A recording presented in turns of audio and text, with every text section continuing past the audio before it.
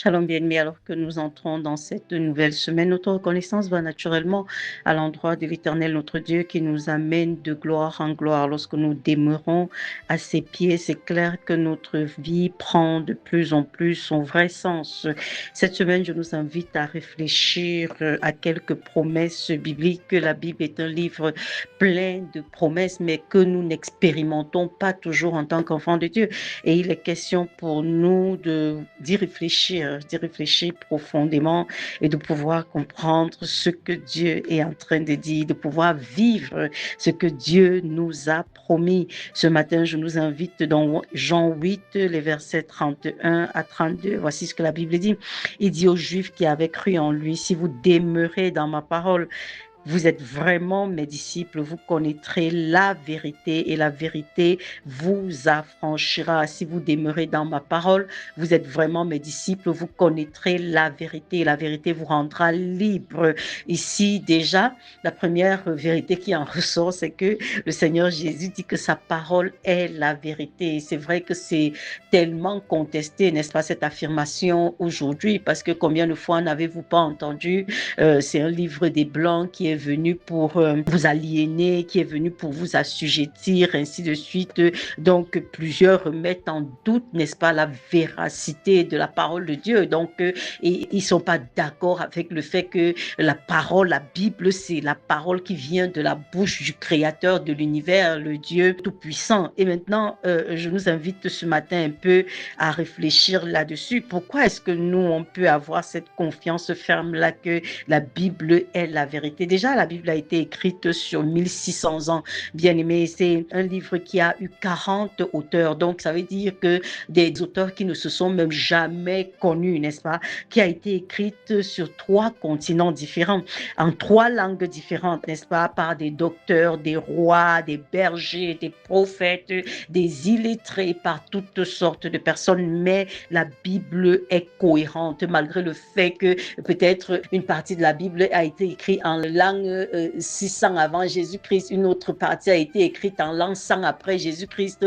Donc vous voyez vraiment des personnes qui ne se sont jamais connues, mais la Bible de la Genèse à Apocalypse reste cohérente avec une seule star, la personne de Jésus-Christ, parce que dès la Genèse, la Bible te parle de Jésus-Christ comme étant le libérateur qui va venir pour sauver le monde. Et ces prophéties-là qui sont sorties année après année sur des siècles ont fini par s'accomplir. Et ce sont des choses comme ça, quand on voit l'acharnement, n'est-ce pas, que les hommes, que les rois de cette terre ont eu à détruire ce livre. Un auteur comme Voltaire pouvait dire que la Bible ne lui survivrait pas 100 ans. Et où est-il aujourd'hui pour voir que sa maison même est devenue un musée où toutes sortes de Bibles sont exposées? Bien aimé, la Bible reste le livre le plus édité, le plus lu, le plus inspirant de la terre, peu importe la catégorie sociale à laquelle tu appartiens. Si tu vas dans ton domaine, tu vas te rendre compte que la Bible est un livre d'inspiration dans ce domaine-là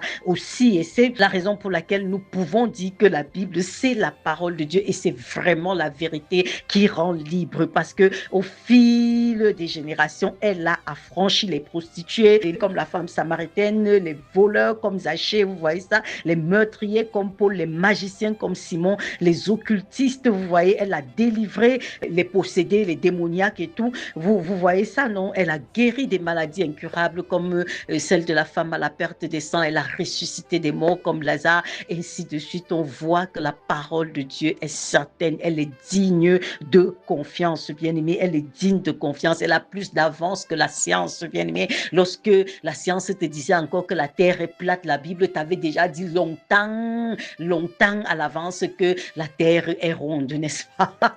Donc, vous allez voir, la science se contredit tous les jours. On te dit aujourd'hui que vraiment, si tu bois beaucoup d'eau, c'est bien pour ton corps. On revient 10 ans après, on te dit que non, ne bois plus beaucoup, parce que on a découvert encore que mais la Bible est restée constante au fil des années. Lorsque le Seigneur dit, vous connaîtrez la vérité et la vérité vous rendra libre. Je veux que tu t'arrêtes et que tu réfléchisses vraiment à cette promesse en comprenant que la seule source de liberté pour toi, n'est-ce pas, sur cette terre des vivants, c'est c'est la parole de Dieu. Tu as intérêt à t'y abreuver, n'est-ce pas? Ce n'est pas la parole d'un homme. Elle a démontré, elle a prouvé sa véracité, son authenticité sur des siècles et des générations.